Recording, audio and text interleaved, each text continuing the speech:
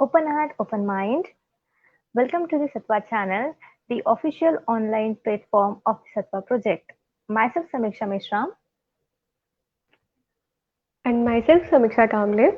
We both are from Sattva Youth, bringing Dharma to you and bridging Dharma with youth. Sattva Youth is an online youth program initiated by the Sattva Project. Back to you, Samiksha. Thank you. First of all, on behalf of the Sattva project, I would like to express my thankfulness to our StreamYard sponsor and media partners, Durian Asian and Durian FM, and not to forget a very important person behind the scene, our broadcast director, Brother Chong. Thank you, Brother Chong, for your generous contribution and kind support. Brother Chong, would you like to come on the screen and say hi to everyone? Hello, everyone.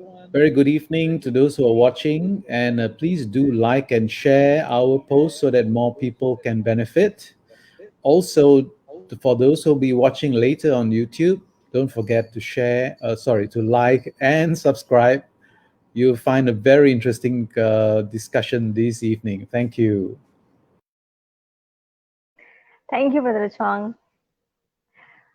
Well, tonight we are going to have a very meaningful and beneficial discussion.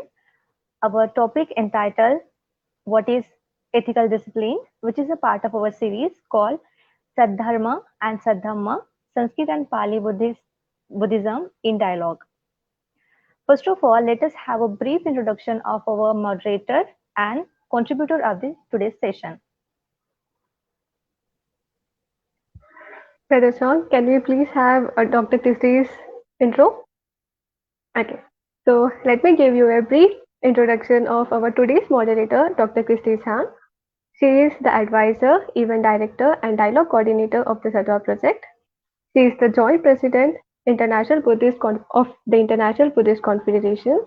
She is the president of Sakyadita, Taiwan. She is the chair. She was the chair of steering committee for International Lay Buddhist Forum from 2014 to 2019. She was the president of Sakyadita International Association of Buddhist Women from 2009 to 2013. She was also the president of Hawaii's East-West Center Taipei chapter from 2015 to 2017. She was also the director of Council on International Education Exchange (CIEE) Taipei from 2001 to 2020. She has obtained her PhD in linguistics from the University of Hawaii at Bunau. Let us all welcome Dr. Christie Chang. Thank you.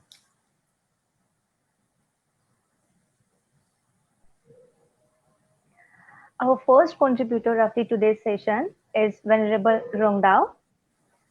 Venerable Rongdao, born and raised in Malaysia, she was ordained in the Chinese Mahayana tradition. She is currently an assistant professor of religious studies and East Asian studies at McGill University, Canada. Her academic work focuses on the changing landscape in Chinese Buddhism and identity production in the 20th century. She writes about Buddhist education, citizenship discourse, lineage networks, transnational movements, and monastic economy in modern Chinese Buddhism. Venerable Rongdao, a warm welcome in the session.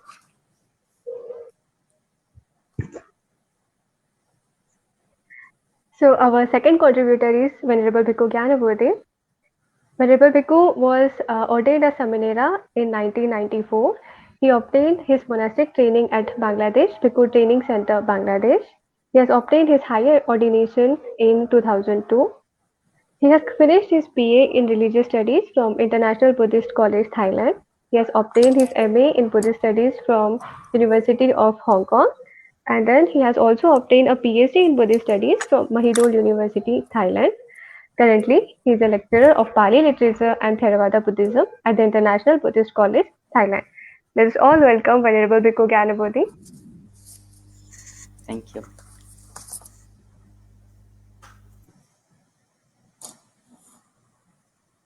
Our third contributor of the session is Bem Mitruev. Bem Mitruev is a translator from the Tibetan language. He has studied at the Central Institute of Higher Tibetan Studies in Varanasi from 1995 to 2005, where he studied Tibetan history, poetry, Buddhist philosophy, Tibetan language, Sanskrit, and Hindi. Bem received the degree of Acharya, Master of Buddhist Philosophy. He currently works as a translator for the Buddhist teachers who come to Russia to teach. Let us all welcome Venerable Mitruev. Namaste. Namaste.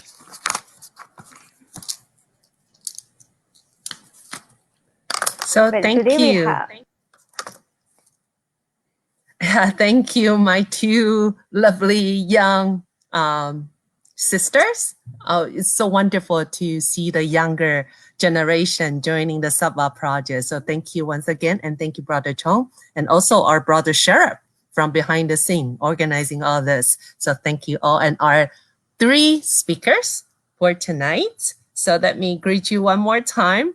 And it's so wonderful to have our our Sangha members or brother here to join to have a dialogue on tonight's subject, which is what is ethical discipline. So actually, I would like to start with this question. So why do we want to talk? Why do we want to even talk about ethical discipline? Why is the ethical discipline important? How do we see the ethical discipline in the Buddhist context? So that would be my first question to throw out to our speakers. So may I request our Venerable Rongdao to start with, since she's right next to me. Christie, thank you. First of all, thank you. Thanks to the organizers and all the volunteers who are working so hard behind the scene, and also sending metta to all of you, all those in Asia. I know that things might not be going that well, and I hope that you're all keeping safe, keeping healthy. So, Christie, by asking me to speak first, you know that. That means nothing but trouble, because I want you to raise more troubles. I would like to maybe raise another question, instead of course, answering your question. Since many of us, works on Buddhism, maybe in between, different languages and so on, and especially, like Bem as a translator and so on. I have to admit that when I received the invitation, I was looking at the title for today's conversation, and I was thinking, what are we talking about here? What term are we dealing with? Are we talking about Sheila? Why that choice of words? What is ethical discipline? So I was doing that translation back and forth in my head. So maybe then the question to ask before we even begin the conversation is, what are we talking about here? Look, Christie, Yes. what do you want us to talk about here? What do you mean by ethical discipline? and then we can probably move from there. That was my question to share up, actually. Even till this afternoon, we were still discussing what are we going to talk about.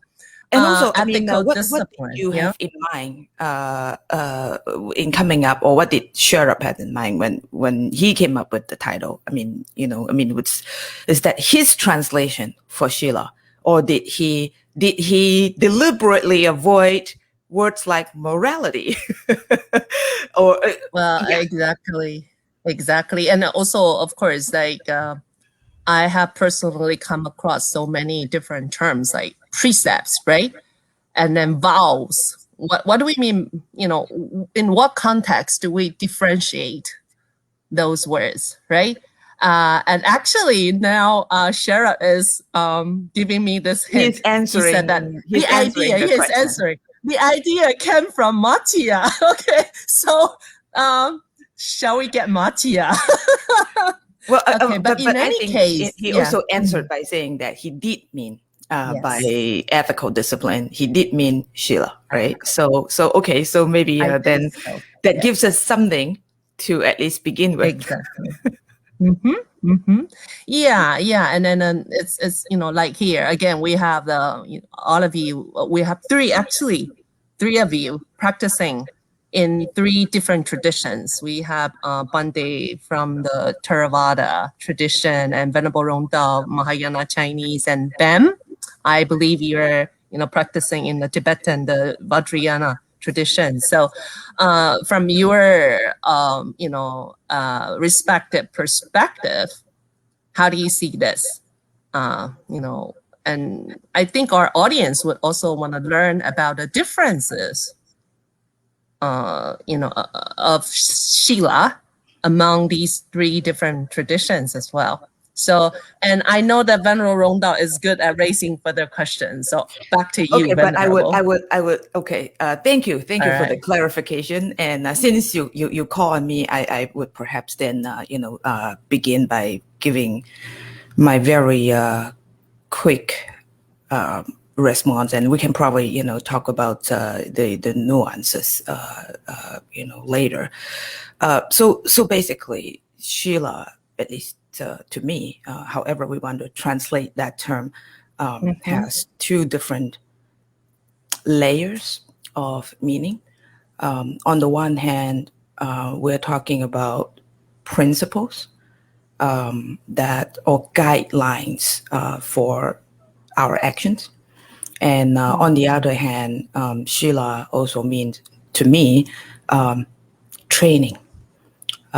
So, instead of thinking about it as rule, law, precepts, sure, that includes all of these. But to me, the reason why we have these teachings or commitments to do or not do certain things, it's because it is an important part of the training that we have on the path toward liberation. Doesn't mean that we're always right. Doesn't mean that we always do it. We're always perfect in terms of observing these rules on principle, but it's part of that training. Part of the training. Okay, all right. Nice. Thank you, Venerable Rongdao, for starting with that, sharing. So can we now have Venerable Bhikkhu Gyanabodhi Pandey? Can you also share with us how you see Shila? Yeah, thank you. I think we already have a very nice start with Venerable Rongdao. So, in my understanding, as we see it, if we are really talking about sila, now, for example, some people translate it as virtue, right? And then essentially, when we look at this statement from Dhammapada that says that, avoid all evils, develop good, and purify your mind. That is the way of the Buddhas, right? So when we focus on these statements, I think what we understand by sila is that we try to develop positive and good qualities within us, right? And then when we look at the life of the Buddha itself, I find that one of the reasons why he renounced is to find what is good and what is truth, right? So from the start, it was very clear to him to find out what is good or what is best for the living beings, for the humanity, probably. So, and of course, in different traditions, there are different ethical principles and so on. But ultimately, I think when we talk about sila, there are different layers of precepts and practices for the laity, for the monastics, and for those who really want to progress in their spiritual journey, right? So there are different levels of practices that are provided. But the question that was raised at the very beginning, why we should discuss about ethical discipline at all, you know? So I think that is a very important question.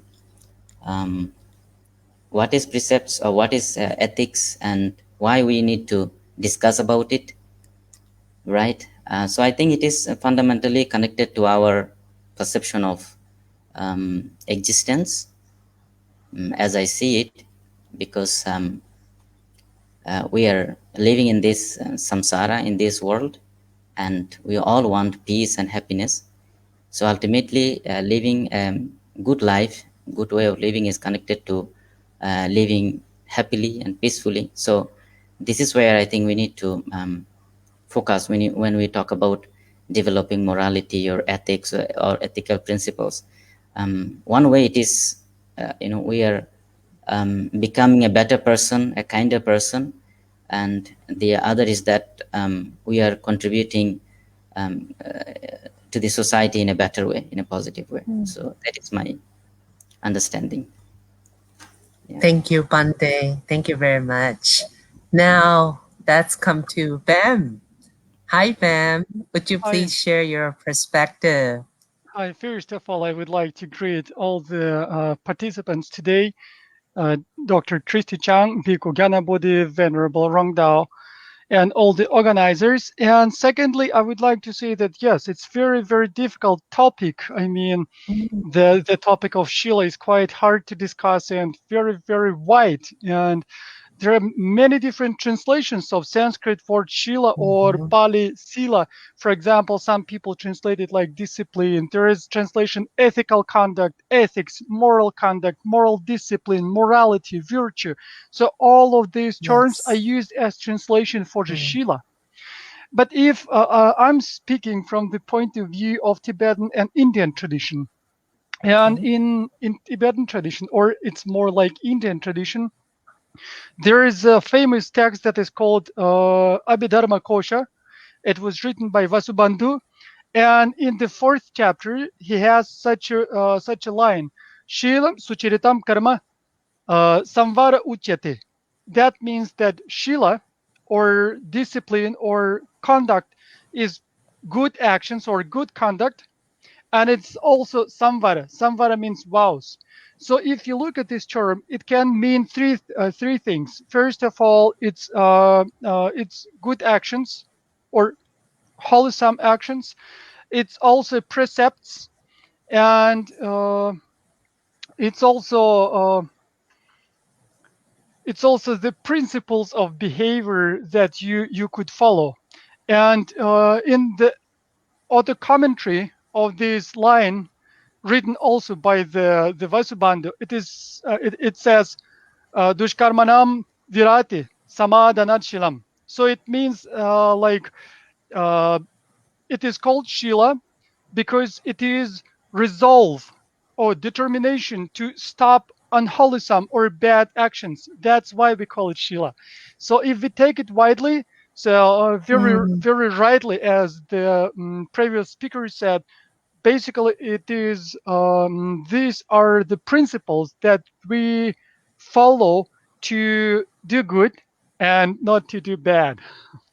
Yeah, thank you. I think that's a very, very good start to hear from our 3 speakers. I'm sure that later our audience will have some questions that will, help us maybe further our discussion. But before we have them, my next question actually, which I mentioned earlier already, there are different sila or shila, right, among the Buddhist traditions. For example, we have in the Mahayana Chinese tradition and also the Vajrayana, in both the Mahayana traditions, we have the Bodhisattva vows, the Bodhisattva precept, but we don't have that in the Theravadian tradition. And even among the two, the Mahayana Chinese and the Vajrayana, we seem to have slightly different, I don't know, the Bodhisattva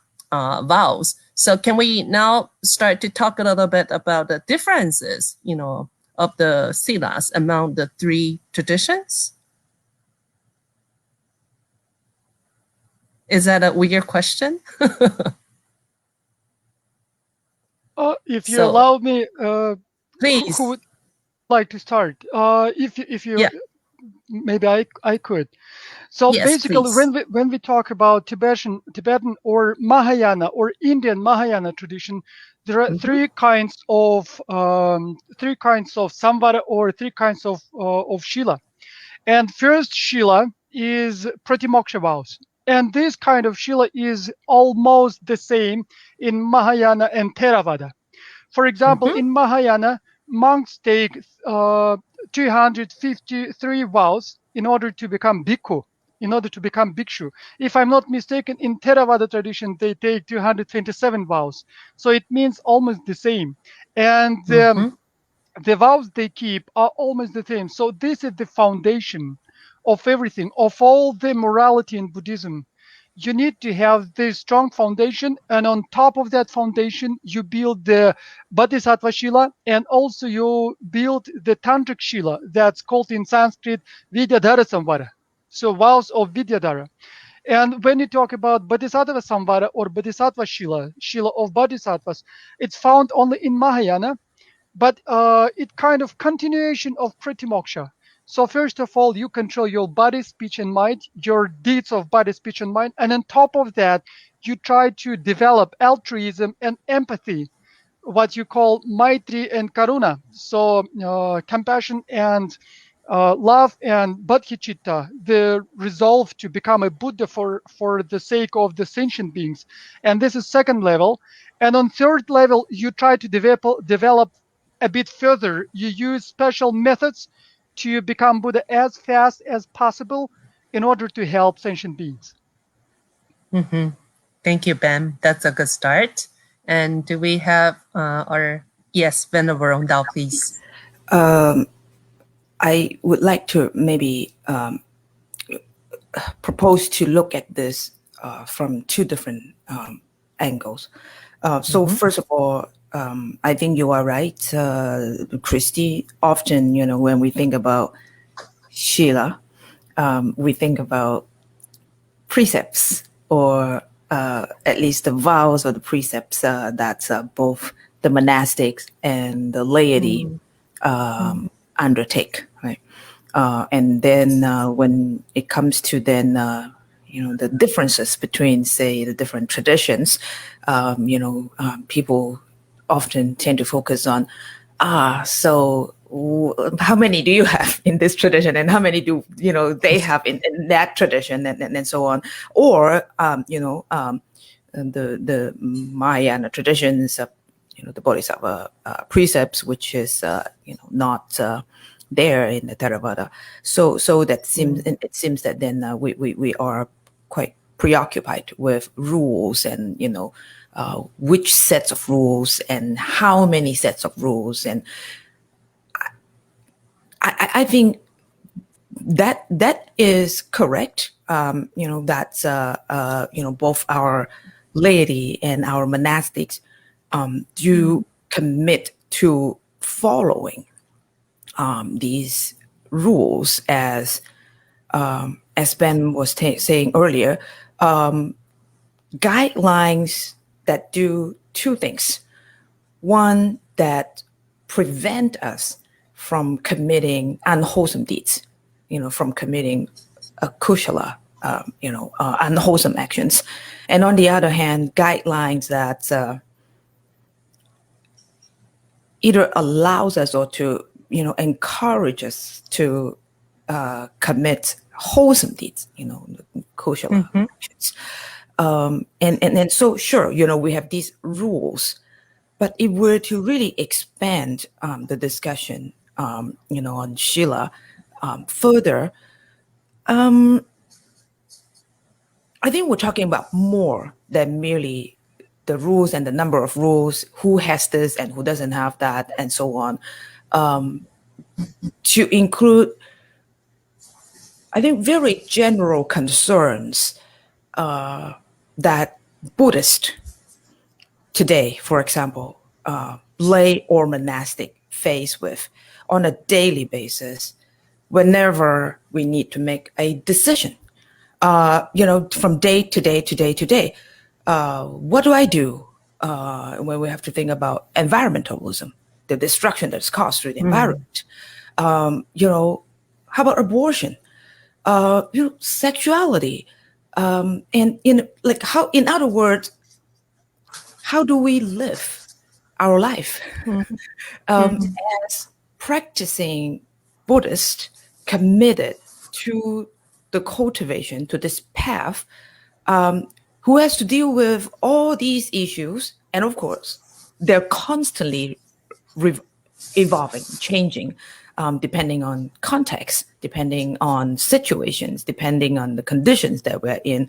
So in other words, how do we apply these principles, to contemporary and changing issues?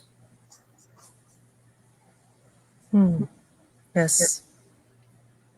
Yes. So in other words, true. there are two ways of talking about this, right? I mean, do we want to, pull out our textbook or our, various versions of the Pratimoksha and goes, who has what? Or how do we deal with these issues? Exactly. Yes. I completely agree. You cannot judge, for example, this or that Shila just by the numbers of the rules.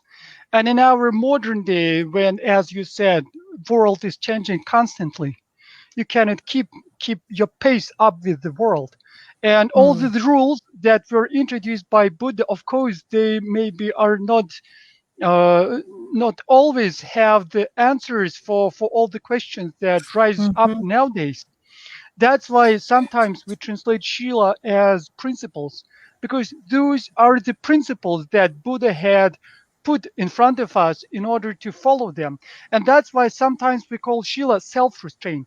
That's what differentiates us from animals. We are human beings. We have this freedom, we have this mind, and nevertheless, we can self-restrain or control ourselves, control our behavior and our mind in order not to destroy our environment and our planet. That's what makes us human beings, and I hope that's what makes us Buddhists. And of course, I think that there are two main principles that every Buddhist should or would at least follow. It's nonviolence. And when I say nonviolence, I mean not just nonviolence towards the sentient beings or human beings. I mean nonviolence to all kinds of aspects of our life, of our world. For example, to the environment itself. And this is the living, or this is existence free from causing harm. This is the second, the second principle. So we live and we are free from the causing harm. And if you take the Shila, the word itself, not in Pali but in Sanskrit, in Shila it is said, Shilatvad, it is Shilam. It means because it is cool, because it is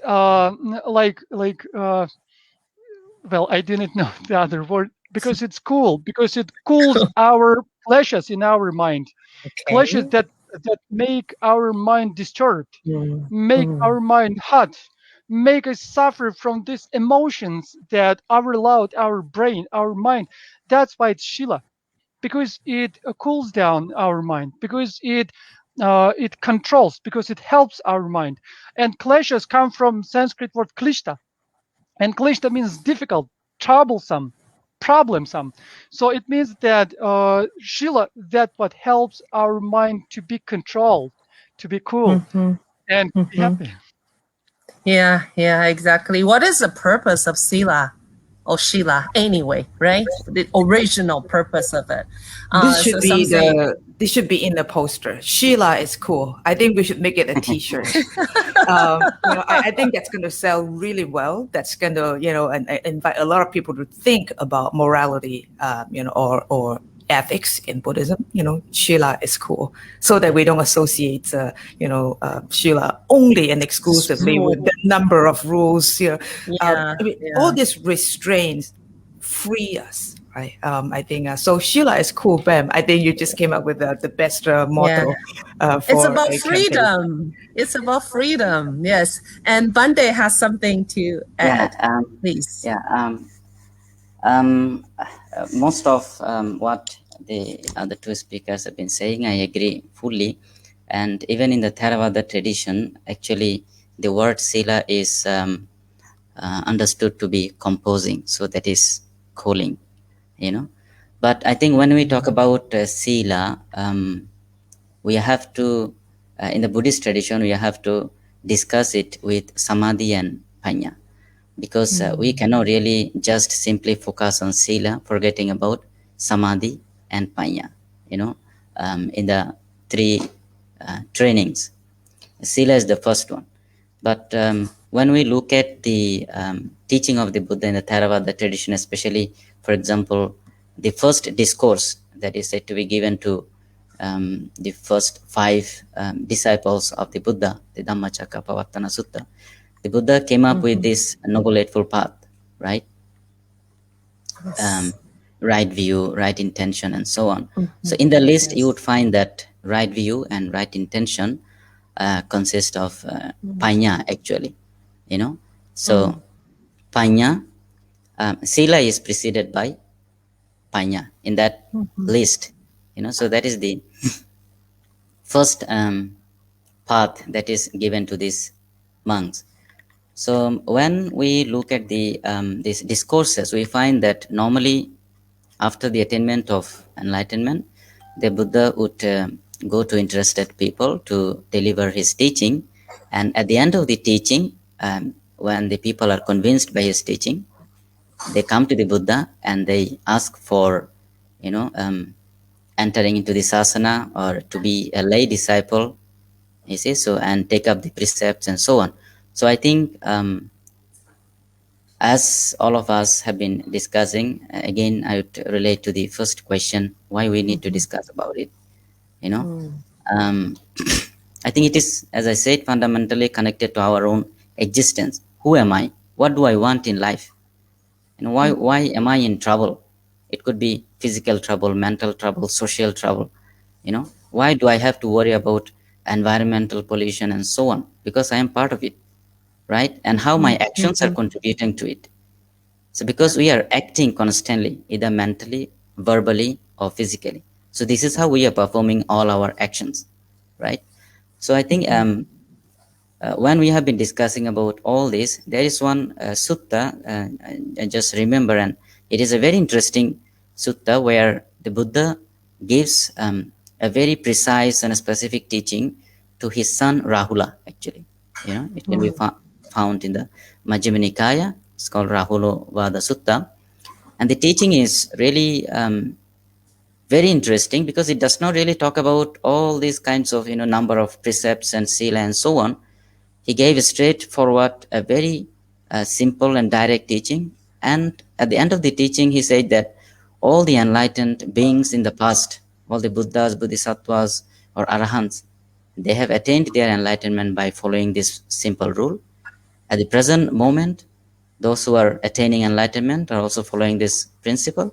And in future also, they'll be following this principle to attain enlightenment. And that is, he said, self-reflection. I think one of the speakers has pointed out, in relation to how we function in the society, why we are, how we are, concerned about environmental pollution or abortion or whatever, self-reflection. So the Buddha said that to Venerable Rahula, that whatever action you do, whatever action you plan to do by body, speech, and mind, when doing it, and even after doing it, reflect on the origin of the thought or action and the result of the action. If it is it based on negative psychological states, negative mental states? In Buddhism, in Theravada tradition, we talk about lova, dosha, and moha, right? Three roots of unwholesome actions. And if it contributes to the harm and negative, if it creates negative impacts to oneself, others, and in the society. So this was a very, I think, simple and direct principle. I think we can even relate all the other kinds of precepts and teachings to this self-reflection. Even within our within the discussion of samadhi and prajna, you have to be constantly aware of your own being, your breath, your feelings, your thoughts. You are constantly becoming aware of what is going on your body and mind. Yeah. Okay, thank you, Bante. Yeah, wonderful. I think we have pretty much covered the basics, and we now have questions from the audience. The question here I'm reading out to all of you: what is the relevance of sila to modern life? How do we make it relevant, even when asked to wear face masks in the pandemic? There are some who say it's cultural, it curtails their personal freedom. What more? A long list of rules, for example, the 5 precepts, etc. So I think you get the idea of the question. So any of you would like to address this question? Please, Venerable Rongdao. Mine will be really short, and then Okay. we can open it up. What's right. the relevance? How do we make it relevant? To me, it has always been relevant, regardless of what times we lived in. If we're to go back to what the various speakers were saying, that we're talking about principles that guide our actions in order to observe and cultivate our behaviors, both in terms of our mental actions and our verbal and our physical actions, and then if we're to maybe move our focus from how many rules we have and why are we having these rules, right, to what does it mean to be observing morality or shila, in the not just everyday life of a Buddhist, but in the path of a person's pursuing the practice of Buddhism, then I think it will never stop to be relevant, because that is what it means to be a Buddhist. We can have different interpretations, but it has always been relevant, and it will continue to be relevant. Okay, thank you. And anyone to add? Bem, you want to say something? I would like to Yes. continue with what Venerable Bhikkhu Gyanabodhi said. Of course, Shila is the fundamental. It's the basis for the two and the second and third out of Trishiksha, 3 trainings.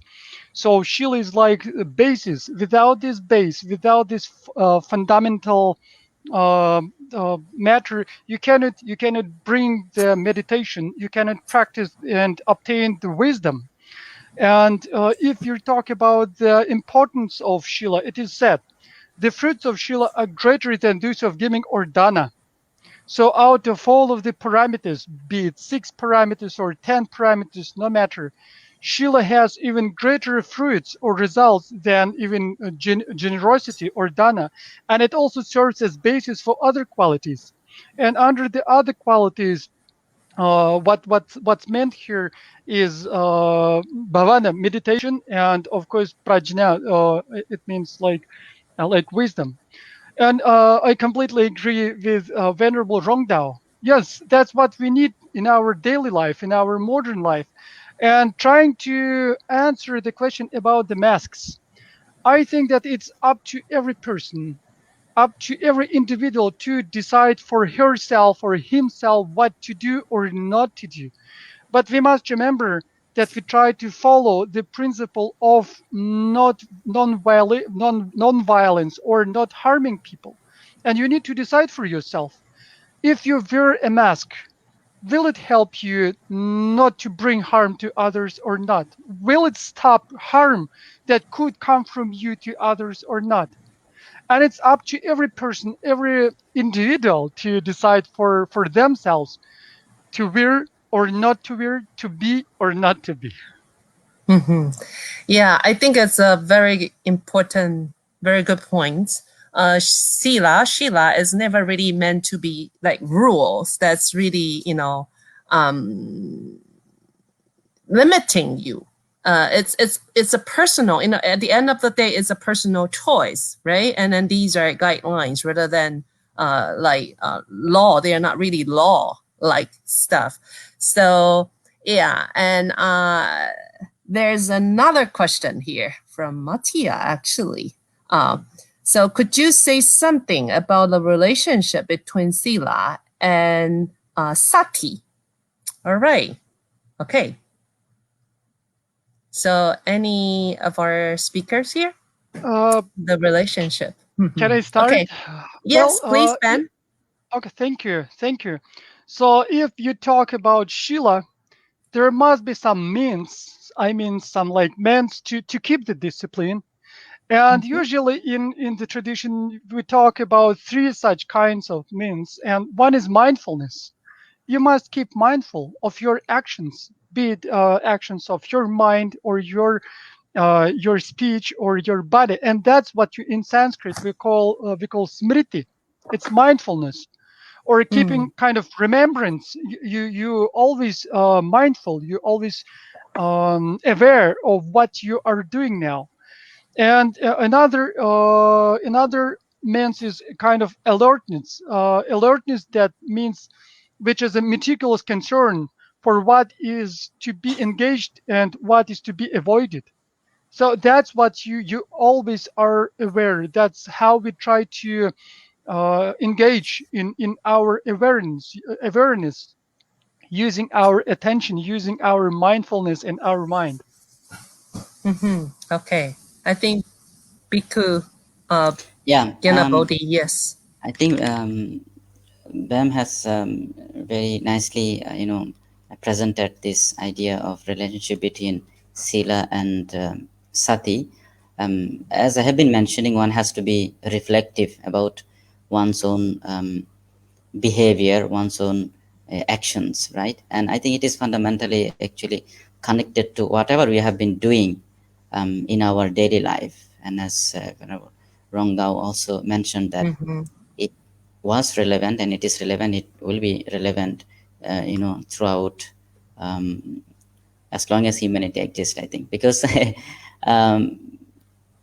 it is, as I have been saying, it is connected to basically how I am thinking and how I am behaving, and how my actions are contributing to the society, because I do not exist alone, right? So it goes back to the same point raised by Bam, that wearing mask and not wearing mask, if it is causing problem to yourself and others. So as long as we have this sense of responsibility with regard to our own actions, and I think we will be reflective about it, and then of course we will behave in a way so that we could be beneficial to the humanity, to the society in any respect, not just focusing on specifically Buddhist way of understanding sila and how you proceed towards your spiritual journey to develop your samadhi, your prajna, and so on. This is a different path.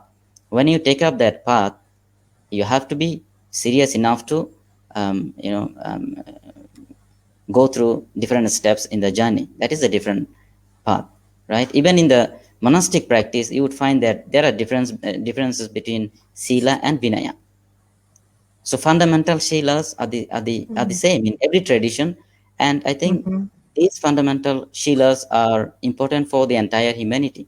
Not killing or harming, not stealing, not having adultery, and then not being engaged in lying or any kind of cheating, right? So all these are fundamental principles, and the vinayas are just some disciplinary rules. For example, how you behave, how you talk to other people, how you walk, how you conduct yourself in a certain situation. Those are Vinaya principles, Vinaya rules. Ethical disciplines, I think this term cover both this, in my opinion. So, but when we understand it in terms of just, of course, when you look at the life of the Buddha, I don't think he was, beginning a new tradition for the humanity. He was just, as a human being, he realized the best and he wanted to share it to the people. So it is for everyone, and he gave all kinds of teachings relevant to every situation, So, but if you really take up the Buddhist practice of becoming a Bodhisattva or Arahant or whatever, then of course you have to follow a specific journey. That is my understanding. All right. Yeah, very good points. Thank you, Bande. Yes, Venerable Rongdao. Thank you. So maybe to just very quickly add to what Bam was saying earlier about that awareness about the smrti, I think that awareness would have two aspects. Intention, the mental states that we're in when we commit a certain actions, but also the consequence of our actions. So in other words, it is about the person, involved in a certain action, but it's also about, the result of such an action that involves, of course, others, the rest of humanity, which we are part of, right? So, so then, going back to the, mask wearing, example, the intention that I have when I decide to do it or not do it, and the consequence of that decision. Yeah, exactly. Thank you. Thank you. Anyone, anything to add to this question? And I think we were talking about the means to keep or cultivate the Shila. And I think that there are two more things that could also help us. And one is that we call the richness of propriety. So that's basically understanding what is good, what should be done, or what if you do something, what you will be not yourself ashamed of. Second, that's what we call self-respect. So in front of others, you do not behave yourself in an improper way, because you understand what self-respect is, and you would not behave in a not good manner in front of those who you respect. I think that these two things also kind of help us to follow Shila. All right, good addition. Thank you. Yes. And then now back to the Buddhist context. Actually, when we talked about the Shila, or like all these precepts, I know that earlier we talked about the difference. Yeah, in Vajrayana, there's really something that's very different, right? The Samaya vow, Samaya precept, that is very different from the Mahayana Chinese and the Theravada tradition. And so recently, there have been all these like so-called scandals, right? Of the teachers. What do we do? I mean, as lay people, if we break our precepts or if we break our sila, we do the confession ritual, for example, in the Mahayana Chinese tradition. But how do we see? What do we do if we see our teachers breaking their precepts? How do we react? I think I will try to answer this question, and I'm saying now that it's quite big problem, and it's not an issue that could be easily resolved, and the question is not a question that could be easily answered. You know that there are a lot of scandals nowadays, and in the Buddhist Vajrayana tradition, there is some misbehavior on the part of some teachers, unscrupulous teachers that do some negative actions, and it's of course it's not good. It's completely wrong. But there are two parts. First of all, I would like to say that for those who would like to engage in Vajrayana, first you need to think twice. You need to be very, very critical, and you need to learn. You need to study about Vajrayana, what Vajrayana means, what Vajrayana precepts and samayas and initiations and etc. What does it mean? Do you need it really? If you need it, can you manage to keep those vows? Can you manage to follow the teaching? And secondly, of course, there is such a tradition that says Guru is Buddha. In Vajrayana, it is said so, that when you receive an initiation from a teacher, you must see him as Buddha alive. But what does it mean? It means that first, before you engage, in this teaching, before you come to receive an initiation, you need to check the teacher. That's what says in the major Buddhist Vajrayana texts.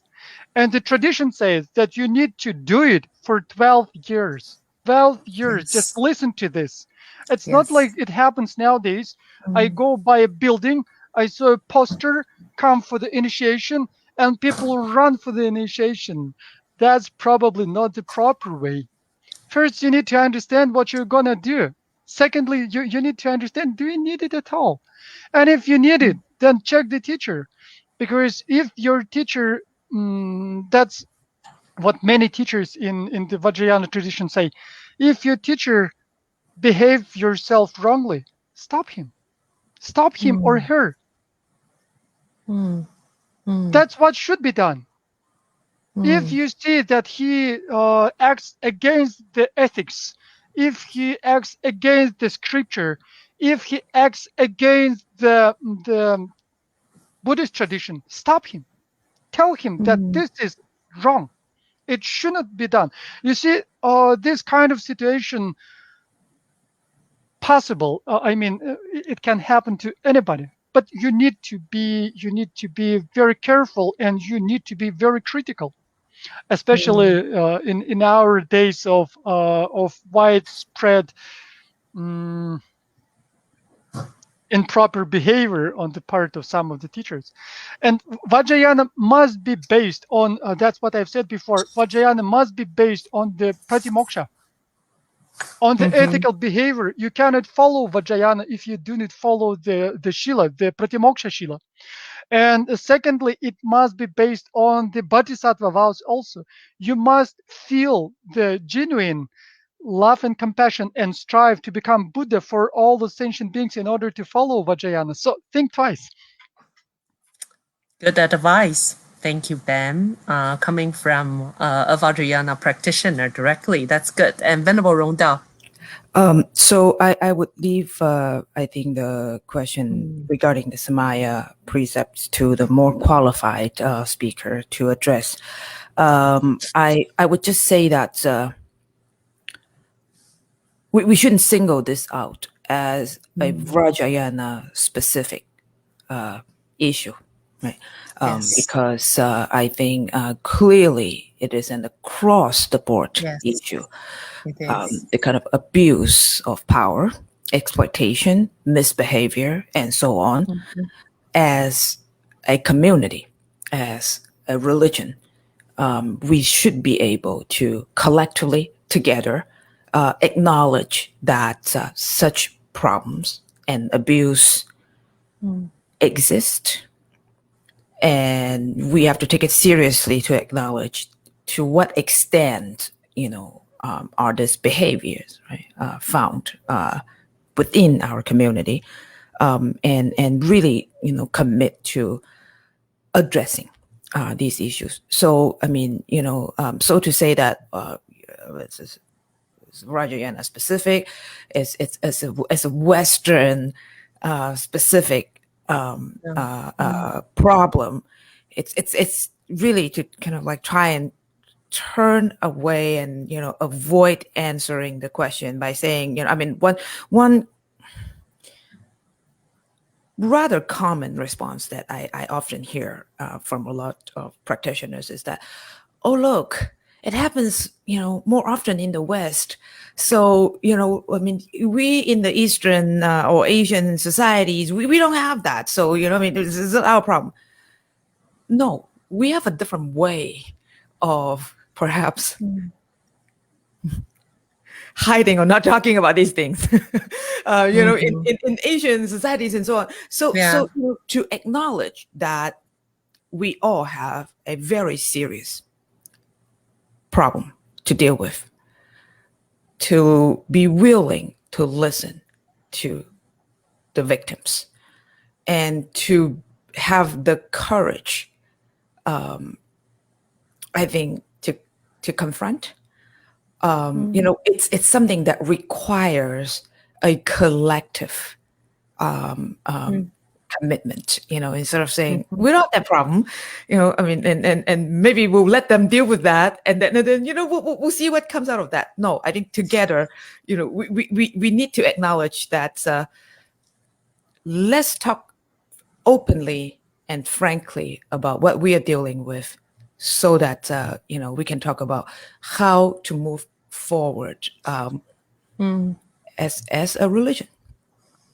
Yes, I cannot agree with you more, Venerable. Yeah, I think this has been an issue and has to be addressed collectively as a community. So, Bande, may I also request you to perhaps share some of your views, please? I think I'm not really, a suitable person to comment on this issue, but I agree to both these speakers. And in my opinion, for example, if you particularly see that a particular teacher is not following the rules, you have a few options. One is that you, as Bem mentioned, you correct him or her, or you notify the bigger Sangha about it, or you leave the teacher, you go to the other teacher, So if you are really concerned about your own practice and so on. And I think at this point, I would like to especially, talk about is that it is true for the teacher and also any practitioner, anyone, that when one is deciding to follow a particular path, one has to be wise enough to choose a teacher or to choose a particular type of teaching. That is why sila alone does not really exist. When you talk about ethical behaviors or ethical principles, it has to come with panya, wisdom. So one has to be sufficiently wise enough to understand oneself, what he or she really wants in life, and for that, what kind of teacher he really wants to, meet. And then, of course, when this type of issues arise, so you have this few options, I think. And as Venerable Rongdao is saying, of course, this is a collectively existing matter, so it has to be dealt with in that particular way. Yeah. I see. Thank you. Thank you, Bante. Yeah, we have one more question from the audience. I'm not sure whether I understand it correctly, but let me just read it out for you. So here it goes. May I ask you if you may say something about sila in the long term? With which other virtue would it work well with? Okay, I'm throwing this out. If our speakers understand this better than I do, if you would like to take this. I think I have just, mentioned that Yes. if you are taking up your practice of sila, it has to be accompanied with a certain level of wisdom, right? And it is, of course, connected to your samadhi when we talk about sati or self-reflection, right? In fact, in the Pali tradition, there are these verses that says that, okay, I'll read it out. It says that sila paribhavitu samadhi mahapalo hoti mahanisamsa. So when you are practicing sila, when it is accompanied by samadhi, you have greater benefit. And samadhi paribhavita panya mahapala hoti mahanisamsa. And when you are developing your mind, you are practicing samadhi. If it is accompanied by panya, then you get better or greater benefit. Panya paribhavitang chittang samadeva asavehi vimucchati. Such a with such practice of sila, samadhi, and panya, you move towards liberation faster. Okay, there is another statement that says that sila and panya go hand in hand. It is like you have two hands. To wash one hand, you need to take help of the other hand. Without the other hand, you cannot wash. Without the help of one hand, you cannot wash the other hand. So sila qualifies panya, panya qualifies sila. So I think, and of course samadhi, and together with this, there are other virtues. For example, if you talk about metta or karuna, because when you are not doing harmful actions, you are developing your kind-heartedness. So all these qualities come together. I think they are developed together. Thank you, Bante. Your answers have helped me understand the questions better. Okay, all right, Ben. So I agree with Venerable Bande. It's completely true. So if you have Shila, of course, you need something else besides Shila, because Shila is not all of the teaching of the Buddha. There are many aspects, there are many facets, many sides to the teaching of the Buddha. And of course, if you have Shila, it is necessary to have some wisdom, discerning wisdom, to know what to do and not what to do, or what to abolish, what to leave. And I will continue a bit about the teacher from the previous case. There are definitions of the teacher. Who can be a teacher? What qualities a teacher must have in order to be a teacher? What kind of qualities he or she must fulfill? And it, for example, is ornament of Mahayana Sutra. It is said that he should be disciplined. You hear the first quality, disciplined, and peaceful, serene, endowed with the special qualities, diligent, rich in spiritual learning, and etc. But first and uppermost, disciplined. And in order to understand who is good person, who is not good person, what to do and what not to do, you need to study. That's why it's very important, Buddhist education in the modern world. If we would like to know something, we need to study it. And we can develop wisdom. That's the quality of our mind. We can develop our mind, the ability to grasp things, the ability to understand things, and that's what we need to do. That's what should be done, actually. And I think partially it answered the question. Which other virtue would it work well with? Of course, wisdom. Yeah. Good one. Thank you, Bem. Yes, and Venerable Rongdao, I'm sure you have something to say? Not really. I completely agree with Bande and Bem. I mean, sure, Sheila is the foundation. Of course, all ethical behaviors, all altruistic, behaviors, compassionate behaviors, needs to be guided by wisdom. Wisdom and compassion, right? Yep. All right. Yeah, wonderful. Yeah, and speaking of wisdom, all right, I'm reminded of this crazy wisdom thing. and what if the teacher says that, based on crazy wisdom? Well, Ben was saying that discipline, ethics should be the foundation, right? But then there's also this tradition of crazy wisdom. Are these two in contradiction? Well, I will answer very, very shortly and very, very traditionally. In Tibet, there is a saying, and I will pronounce in Tibetan. Even if your realization is equal to the gods, to the devas, your behavior must fit to the human world. I mean, it should agree with the humans you live with. So I understand this crazy behavior. I understand that this is kind of a result of practice when you when you behave not like in kind of very unusual way, very instinctive way. But you see, this behavior doesn't appear from nowhere. This behavior has its own causes. And Shila, prajna, love, compassion, these are the foundations of this behavior. And this, this instinctive, crazy wisdom behavior comes out of these foundations. And even in this case, before you behave yourself like a crazy yogi, you need to develop Shila. You need to develop prajna, samadhi, karuna, and maitri. There is no way, if you just behave yourself like a crazy person without this foundation, it's just useless. I love that Tibetan quote. Thank you. Yes, and our two venerables, please, Venerable Rongdao. Again, maybe to yet again expand that question,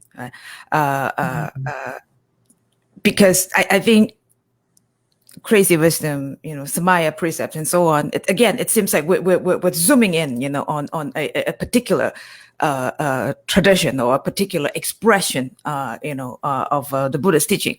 Now I would like to sort of zoom out and say, well, in the Chan or Zen tradition, you have all these sort of Also, like crazy yes. encounter Yes. stories that say your teacher, you should treat your teacher as the Buddha. And also, this whole notion of transcending duality and by doing the unconventional and so on. First of all, we need to be able to separate the rhetorical,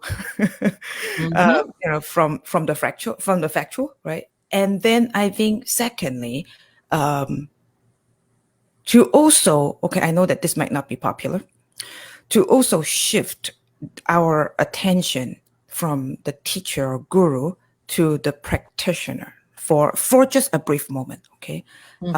Because if intention, again, going back to Shila, if intention, it's what matters, as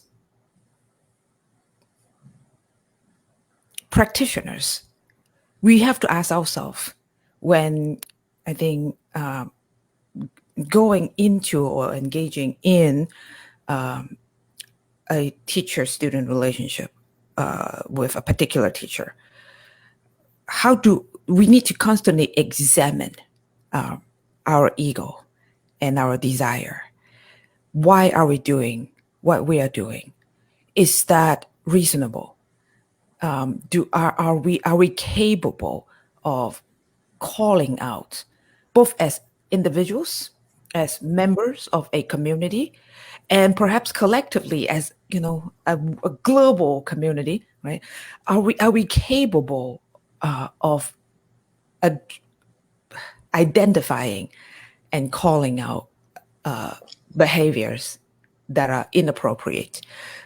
So then, this is not to say that we need to shift the attention, right, from the abuser to the abused, or but we need to constantly examine, our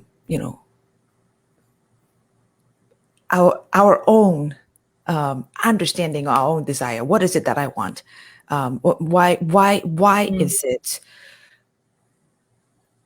What makes a certain relationship conducive to abuse, and who participates in making that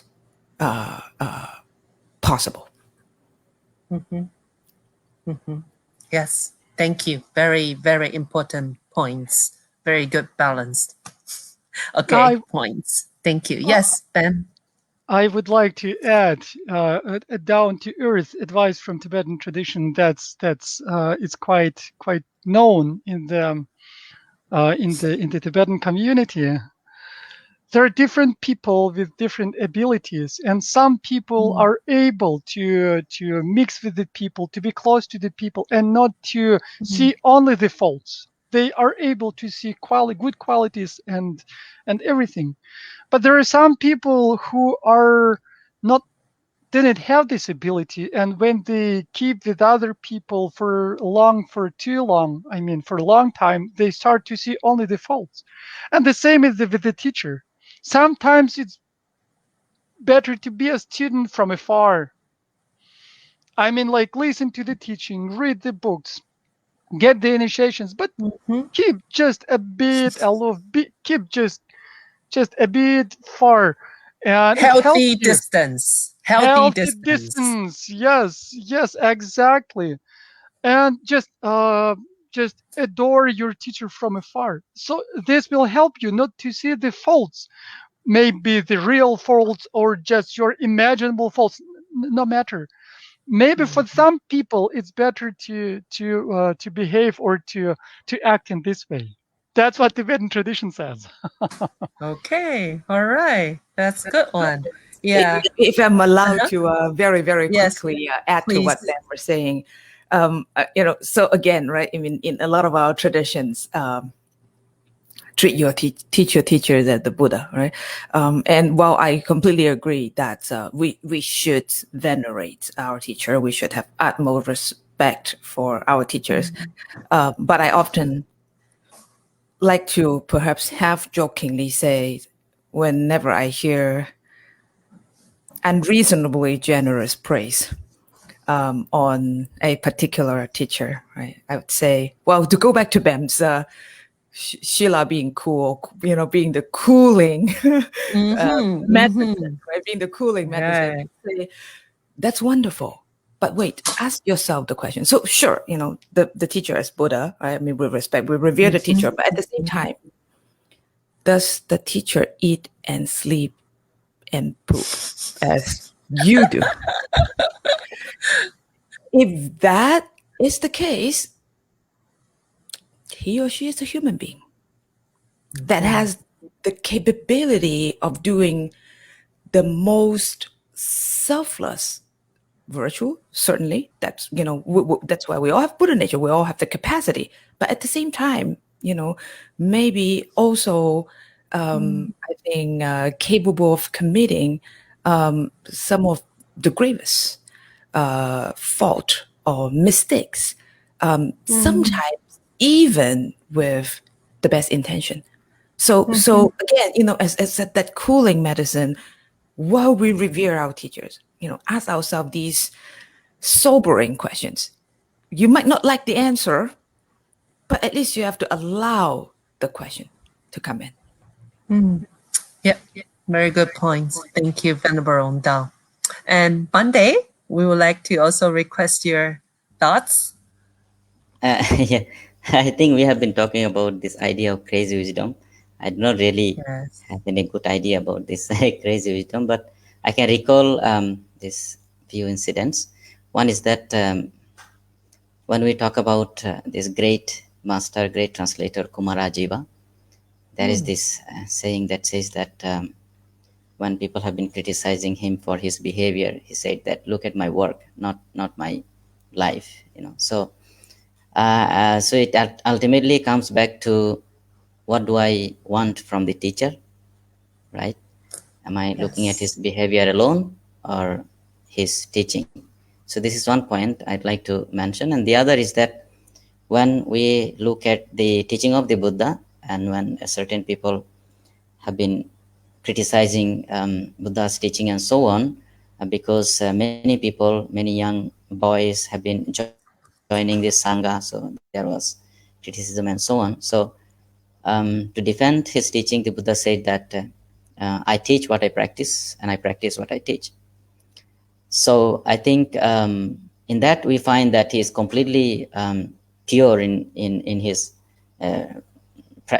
behavior, in his Shila, and also in his wisdom. And this is actually one of the qualities of the Buddha, that when we respect the Buddha, we utter this phrase, Vijacharana Sampanno, one who is endowed with conduct and knowledge. So if we want our teacher to be a Buddha, and probably we are looking at these qualities, and if we are trying to develop ourselves, probably we have to follow Kumarajiva. Just look at the teachings. Yeah.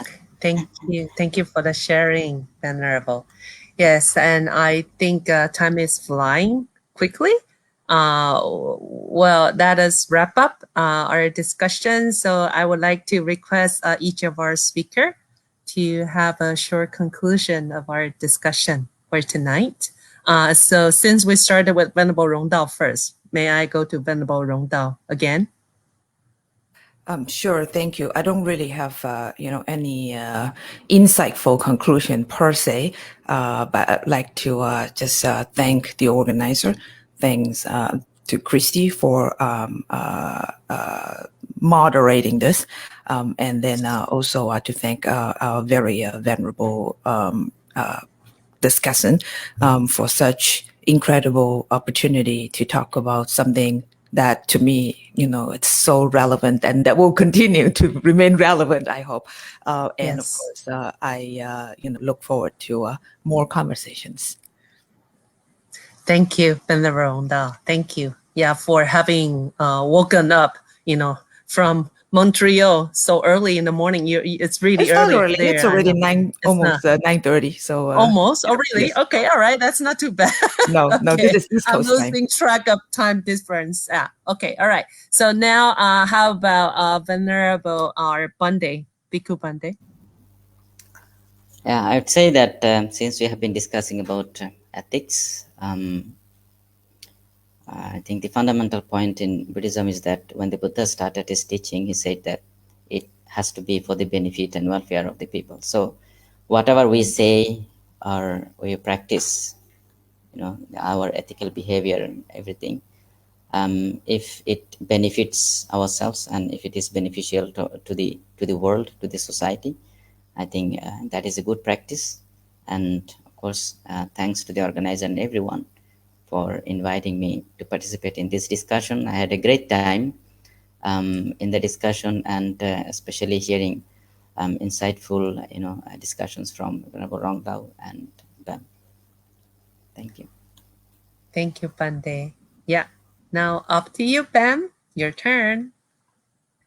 Thank you to all the organizers and participants for such a wonderful meeting. It was very insightful for me, and I hope it will be of some benefit to those who were listening to this discussion. And finishing my speech, my talking, I would like to say that in Indian cultures, bees are very respected. I mean, those small insects that fly and collect the honey drops. So they take best from the every flower, and probably we as Buddhists should try to use every opportunity on the basis of the foundation of Sila, of course, should use every opportunity in order to get benefit from every situation. And that's, I hope it would be auspicious to finish with this support. It's kind of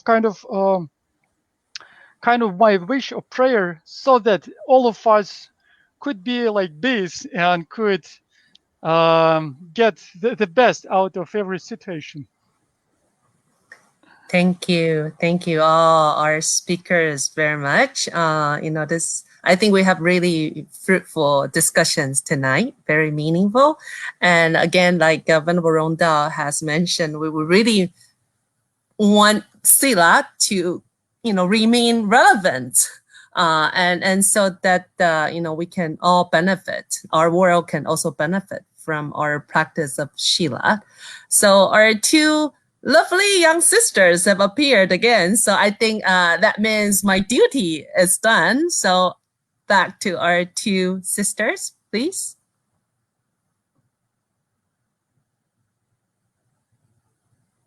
You are still muted, sisters?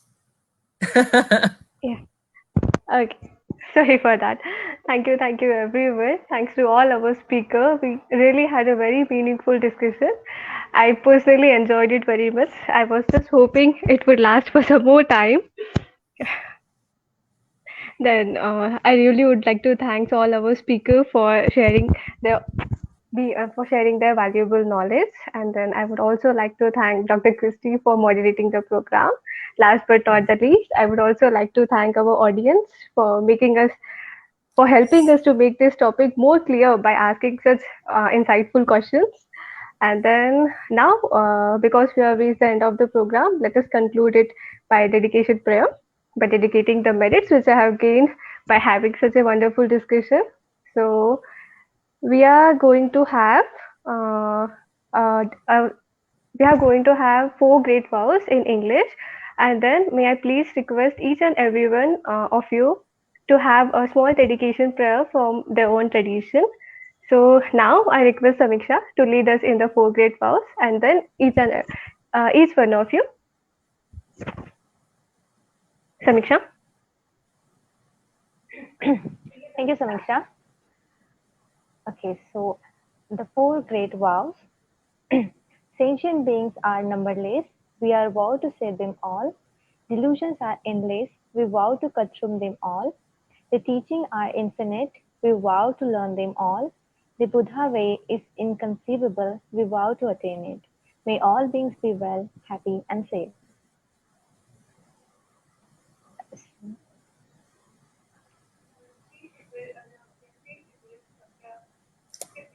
You are muted again, sister. Sorry. Then may I please request Venerable Rangdao to have a small dedication prayer.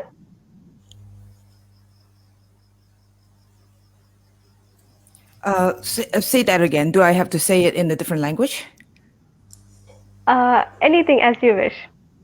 It will be very nice if it is from your tradition. I get it. Well, just may all beings be happy, healthy, and safe. Venerable Gyanabodhi. Okay, I'll say this verse in Pali. Bhavatu sabba mangalang rakkantu sabba devata sabba buddhanubhavena sada sutti bhavantu te. Bhavatu sabba mangalang rakkantu sabba devata sabba dhammanubhavena sada sutti bhavantu te. Bhavatu sabba mangalang rakkantu sabba devata sabba sanghanubhavena sada sutti bhavantu te. Our last speaker, Mr. Bem. I will pronounce some stanzas in Tibetan.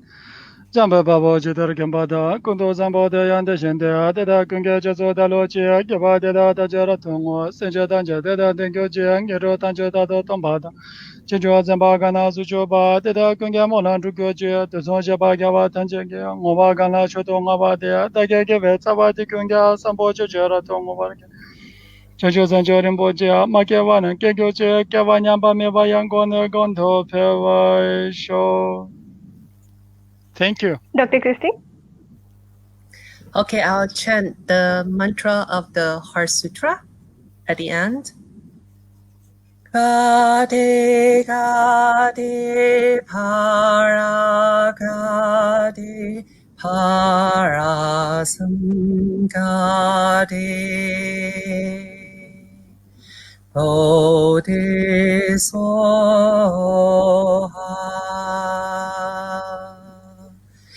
Gade, gade, para, gade, parasam, gade. Bodhi soha.